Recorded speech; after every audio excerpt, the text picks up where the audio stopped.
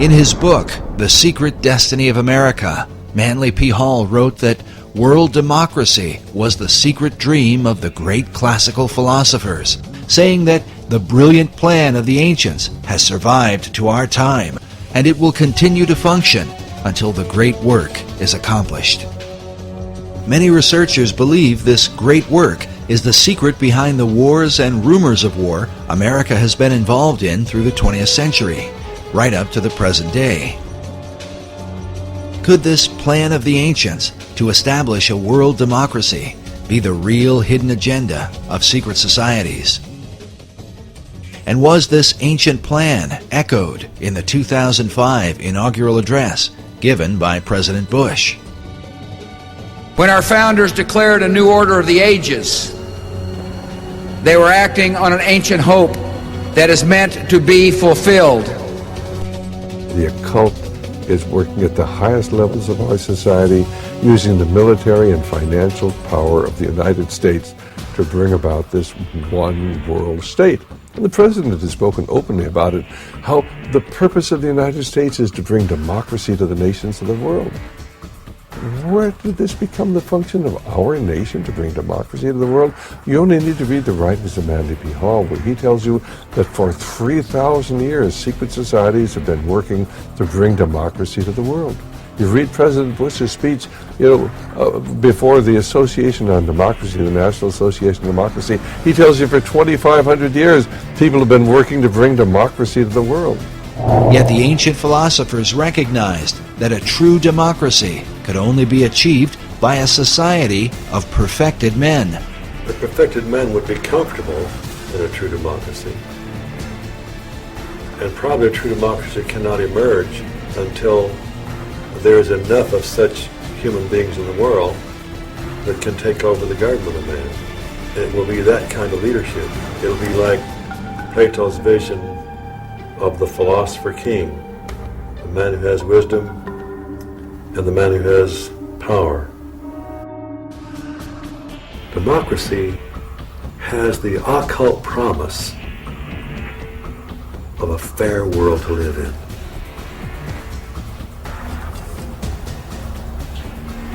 Now, you mentioned the occult promise. How would you define a term like that for an audience who's... Well, probably define that term by saying that promise is explain the word occult. Well, it's obscure. It's hidden, not visible to the normal eye. So an occult promise is something that is inherent, but only visible to those who have that inner vision. So a fair world is a kind of occult promise at the heart of democracy. But is this occult promise part of America's Christian heritage? And if not, could this account for why the many symbols that adorn America's capital city come not from the Bible, but from the ancient mystery religion? And if America were really, truly a Christian nation, what would all of these mythological characters be in our city? Certainly the Christian influence was very strong. From the Christian point of view, we were formed as a Christian nation. But from the occultist point of view, and those associated with astrology and the ancient mystery religions, America was, of course, and Washington, D.C. was to represent their position. So you've had the two forces, in America ever since its formation. While it seems that most of America's leaders have upheld Christian ideals, their reason for doing so is often questioned. If they were Christians, why would they erect monuments to pagan gods and goddesses? And if they were pagans, why confess to Christian ideals? Manly Hall suggests the reason may have been one of self-preservation. He argues that because of the persecutions of organized religion in the Old World, the secret societies employed even greater methods of secrecy to protect their occult philosophies, making themselves sound as though their beliefs had to do with Christianity, which was the dominant belief in Europe, and eventually America. He says the pagan intellectuals reclothed their original ideas in a garment of Christian phraseology, but bestowed the keys of the symbolism only upon those duly initiated and bound to secrecy. It is for this reason that all secret societies have an initiation process whereby members are bound by blood oaths not to reveal the secrets of the order. A chief factor that contributes to confusion about the beliefs of America's founders is the presence of Rozikrucianism. The Rosicrucians are a mystical, arcane society that played a major role in the development of Freemasonry. The rose and cross, which symbolize the society, are also the source of its confusion. The rose is the symbol of secrecy and represents the pagan mystery religions, while the cross symbolizes Christianity. Rosicrucianism is when the two are combined.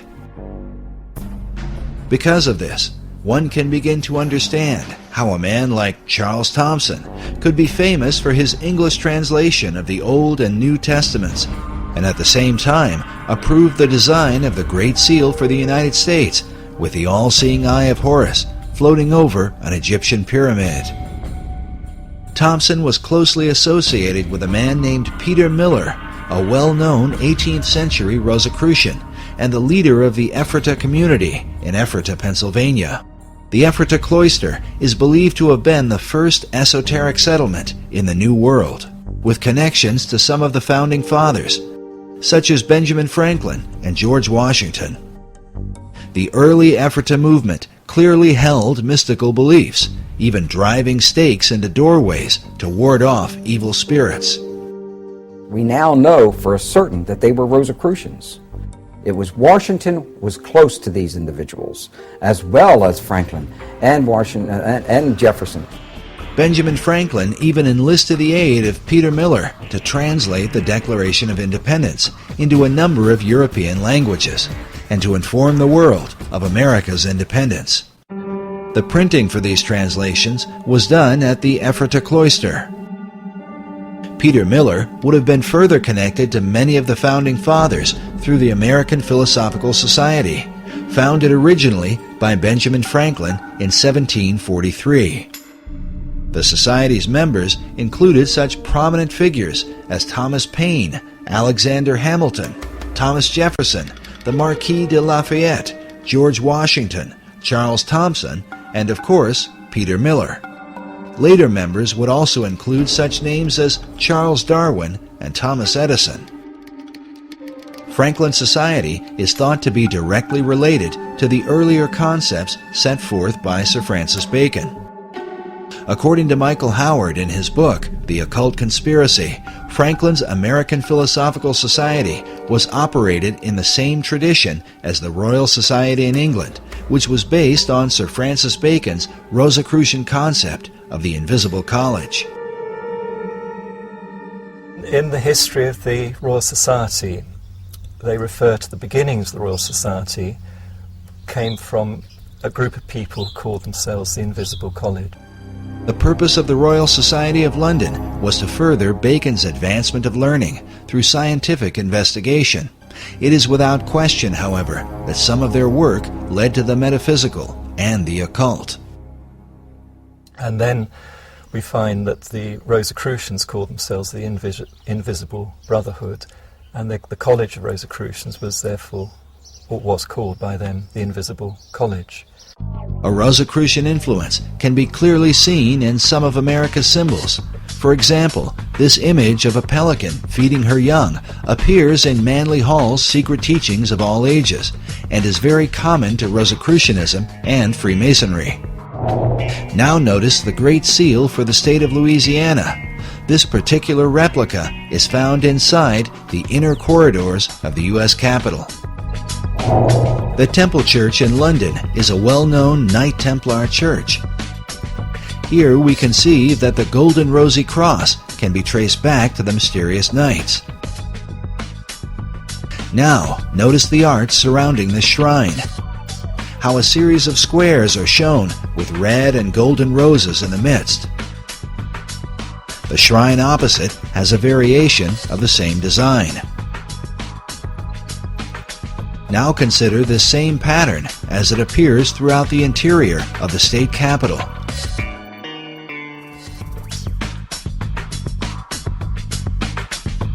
Inside the old Supreme Court room, and in various forms throughout the Library of Congress.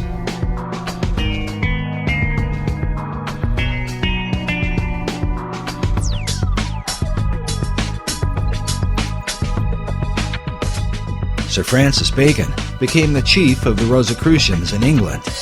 His famous saying, "Knowledge is power," is found written inside the Library of Congress, while a statue of Bacon can be seen on the upper level. Elsewhere in the main library is a Baconian passage from his collection of essays. It reads, "The inquiry, knowledge, and belief of truth is the sovereign good of human nature."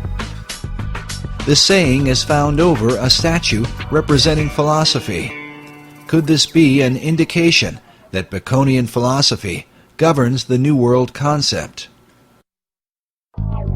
Bacon took his inspiration from the goddess Pallas Athena, known for her helmet of invisibility. Pallas Athena images also turn up throughout Washington, D.C.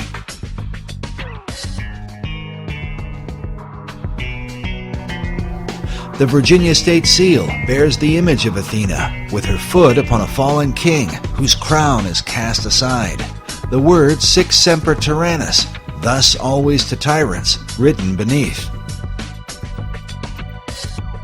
To the Romans, Athena was called Minerva. This painting of Minerva can be found in the Great Hall of the Library of Congress. At 15.5 feet high, it is the most imposing image in the room. Notice she holds a spear that comes like a ray of light from the sun, with a traditional helmet of Athena at her feet. This particular work was done by 19th century artist Elihu Vedder. Vedder was known as a symbolist painter whose style was part of a movement that can be traced to France during the 19th century and an art house called the Salon de la Rose Quoi. Yes, they were a group of Rosicrucian artists known for promoting symbolic and often bizarre imagery, some of which, like the image of this satyr, seems to be repeated inside the Library of Congress.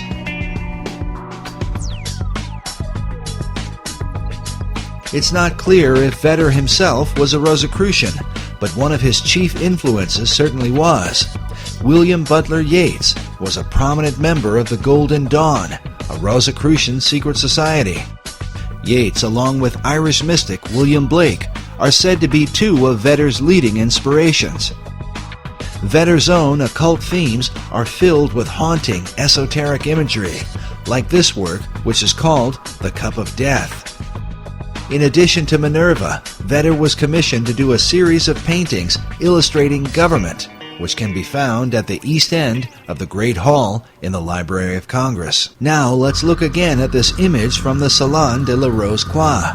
It pictures Leonardo da Vinci on the right, dressed like Joseph of Arimathea, whom occultists believe was the original cupbearer for the Holy Grail.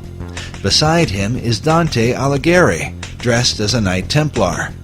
By now, most people are familiar with Da Vinci's arcane background thanks to Dan Brown's Da Vinci Code. Most are also familiar with Dante's Inferno, representing the many circles of hell. But according to Michael Howard, Dante was no ordinary writer. He was in fact a Rosicrucian Grand Master who wove Rosicrucian philosophies into his writings. Masonic philosopher Albert Pike wrote that it was Dante who first publicly expounded the symbol of the Rose Cross, something partly seen in William Blake's sketch of Dante's Paradise, with a cross in the center. But now look at this drawing done by famed artist Gustave Doré. The title of Doré's illustration is, quote, "The saintly throng in the form of a rose."